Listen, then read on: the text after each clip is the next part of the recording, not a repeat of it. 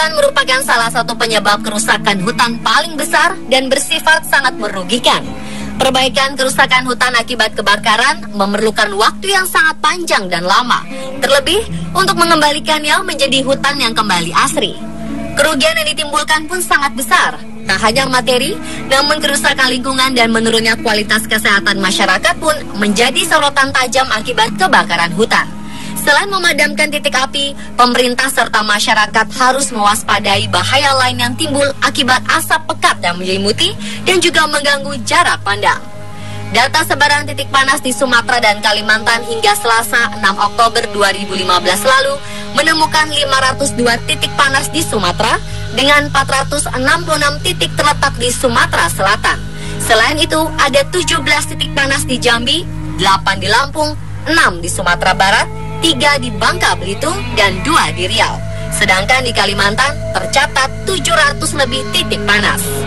Bisa dibayangkan berapa luas wilayah yang harus teracuni oleh kabut asap. Saat ini wilayah Sumatera Selatan, Jambi, Riau, sebagian Lampung, dan hampir seluruh wilayah Kalimantan kecuali Kalimantan Utara telah terkepung asap. Asap juga turut mengancam hingga negara tetangga yaitu Singapura. Tak kurang dari 25,6 juta jiwa harus menghirup asap berbahaya ini setiap hari. Keberadaan kabut asap ini sontak membuat kualitas udara di beberapa daerah terus menurun. Meski kondisi kabut asap sudah masuk kategori darurat, pemerintah daerah lah yang berhak menetapkan wilayah yang masuk kondisi darurat asap. Sejumlah provinsi masih menetapkan wilayahnya siaga bencana asap, sementara Riau dan Kalimantan Barat telah menetapkan darurat asap.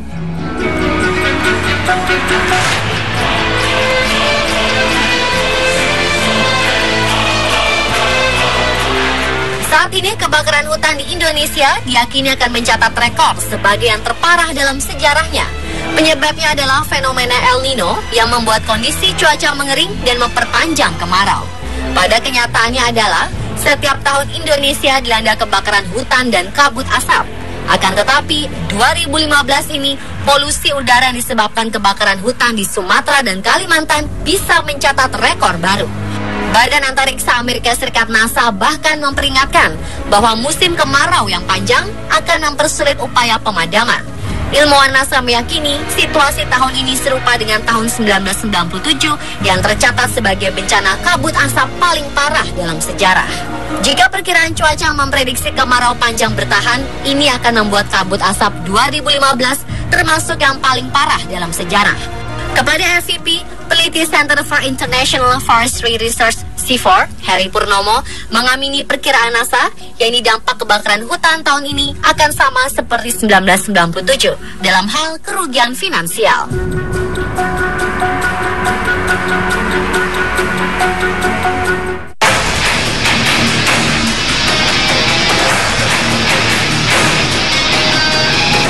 Beberapa negara seperti Singapura dan Brunei menggunakan Pollutant Standard Index yang dikeluarkan United States Environmental Protection Agency untuk melaporkan pencemaran udara.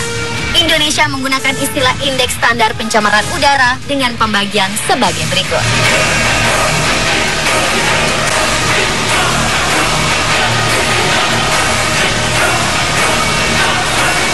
Dari indeks ini, udara dikatakan tidak sehat apabila alat deteksi kualitas udara menunjukkan angka lebih dari angka 100. Berdasarkan laporan Badan Meteorologi, Klimatologi, dan Geofisika atau BMKG pada Sabtu 26 September 2015, indeks standar pencemaran udara di beberapa kota di Indonesia berada pada level berbahaya. Palangkaraya misalnya, menunjukkan angka 1912 gram per meter kubik, Pekanbaru 401, Pontianak 602, Kampar 419, Bengkalis 429, dan Siak 527. Tak jauh beda dengan Riau, Provinsi Jambi juga menunjukkan level yang cukup berbahaya. Angka indeks standar pencemaran udara di kota Jambi pada akhir September masih pada kategori berbahaya atau menyentuh angka 375. Bahkan ISPU di Singapura kemarin mencapai rekor tertinggi tahun ini, yakni 211 atau masuk kategori sangat tidak sehat.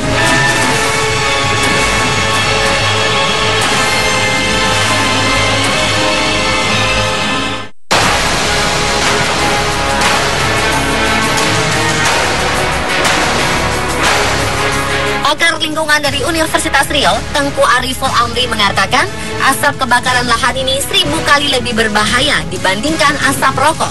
Ini dikarenakan partikel yang terkandung pada asap sisa kebakaran hutan dan lahan terpecah menjadi 3 bagian, dan diantaranya adalah partikel yang sangat halus.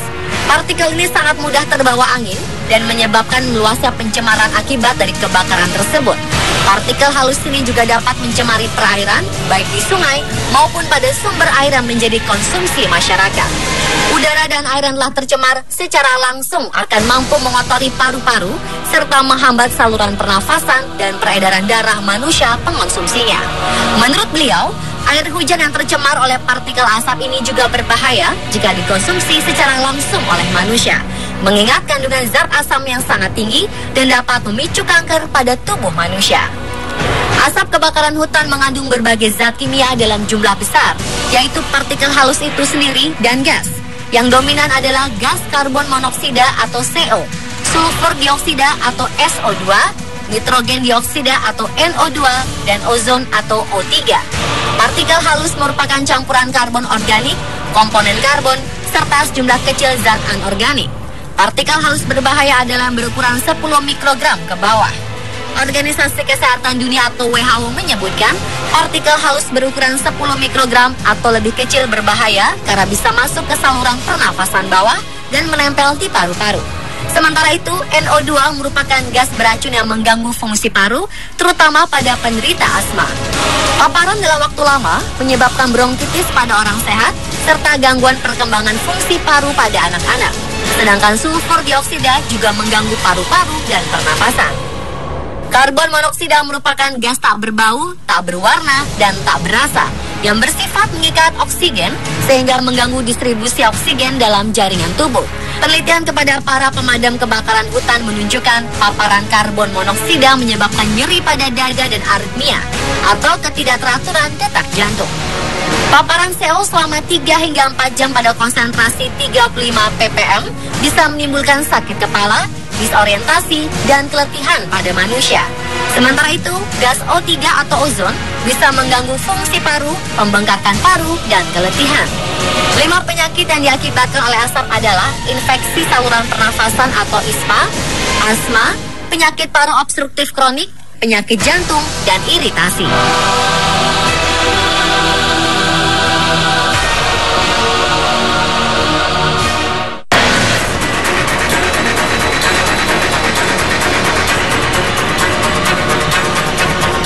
Diperkirakan terjadi rata-rata 339.000 jiwa atau dalam kisaran 260.000 hingga 600.000 kematian di dunia setiap tahun akibat asap kebakaran. Dinas Kesehatan Riau terus menerima laporan tambahan penderita penyakit akibat kabut asap dari 12 kabupaten atau kota. Kian pekatnya asap bekas kebakaran lahan yang menutupi Riau menyebabkan korban terpapar asap meningkat hingga 3.481 per hari. Hingga Rabu 7 Oktober lalu, jumlah penderita infeksi saluran pernafasan akibat asap tercatat mencapai 61.017 jiwa. Angka ini meningkat tajam dalam sehari dari angka 57.536 jiwa. Jumlah tersebut diprediksi akan terus meningkat karena asap pekat menyelimuti Provinsi Riau dan daerah sekitarnya tak kunjung hilang. Berdasar data yang dilansir Dinkes Provinsi Riau per 29 Juni hingga 6 Oktober 2015, penderita ISPA di Riau mencapai 50.741 jiwa. Pneumonia sebanyak 893 jiwa, asma sebanyak 2.409 jiwa, penderita sakit mata sebanyak 3.040 jiwa, disusul penderita penyakit kulit sebanyak 3.934 jiwa. Tak hanya penyakit, bencana asap kebakaran hutan ini telah menelan korban jiwa. Balita dan anak-anak juga dipaksa untuk bernafas dengan menghirup udara yang sangat tidak sehat. Tubuh kecil mereka harus berhadapan dengan pekatnya asap yang mengandung beraneka ragam partikel yang membahayakan tubuh manusia. Badan Nasional Penanggulangan Bencana (BNPB) mencatat ada 8 orang meninggal karena asap, mulai dari balita hingga dewasa. Mulai dari karena terbakar langsung atau juga karena infeksi saluran pernafasan akut atau ISPA. Selain mengganggu lingkungan dan kehidupan masyarakat, kerugian akibat dari kebakaran lahan serta kabut asap diperkirakan mencapai miliaran rupiah. . 6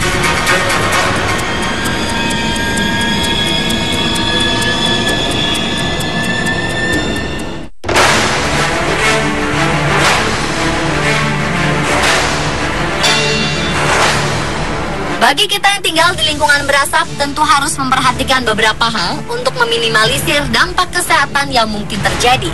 Pertama, kurangnya aktivitas di luar ruangan, terutama bagi penderita gangguan jantung atau paru-paru. Disarankan untuk beristirahat sebanyak mungkin. Kedua, jika berada di dalam ruangan, pastikan pintu dan jendela dalam keadaan tertutup. Apabila memiliki pendingin ruangan, hidupkan dan set pada kondisi recycle atau recirculate. Ketiga, sebisa mungkin hindari sumber asap lain seperti rokok atau tungku kayu. Mereka yang memiliki gangguan jantung dan paru-paru disarankan untuk cek kondisi kesehatan sesegera mungkin. Dan yang terakhir, wajib memakai masker wajah khusus yang melindungi diri dari asap kebakaran hutan. Masker ini dapat menghalangi partikel-partikel jahat yang terbawa saat bernafas.